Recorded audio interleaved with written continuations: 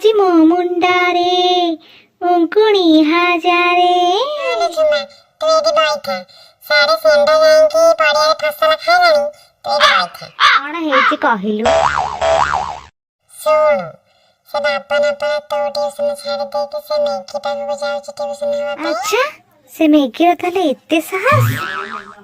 ଶୁଣୁ, ସେ ବାବନ ଯେତେବେଳେ ଟ୍ୟୁସନରୁ ଆସିବ, ଆମେ ସେତେବେଳେ ଡାହାଣୀ ହେଇକି ତାକୁ ଡରେଇବା। ସେତେବେଳକୁ ବହୁତ ରାତି ହେଇଯାଇଥିବ ଲୋ, ତାକୁ ଆମେ ଏମିତି ଡରେଇବା ଯେ ସେ ତା ଟ୍ୟୁସନ ଛାଡ଼ିକି ଆମ ପାଖକୁ ଟ୍ୟୁସନ ହେବା ପାଇଁ ଆସିବ, ବୁଝିଲୁ? ହ୍ୟାଲୋ, ଏଠି ଠିଆ ହେଲେ କଣ ହବ କିଲୋ? ଚାଲେ ଆମେ ଯାଇକି ସେ ରାସ୍ତାରେ ଠିଆ ହେବା।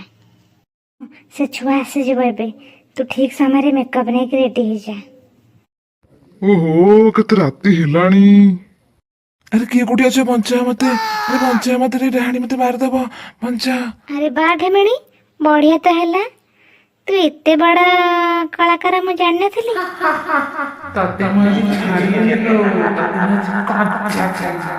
ମାଲୋ ଡାହାଣୀ ଦିଦି, ତମକୁ ଆଉ କୋଉ ସର ମିଳିଲାନି? ଶେଷରେ ଅଜଗର ସର ଭିତରେ ପାଇଛ।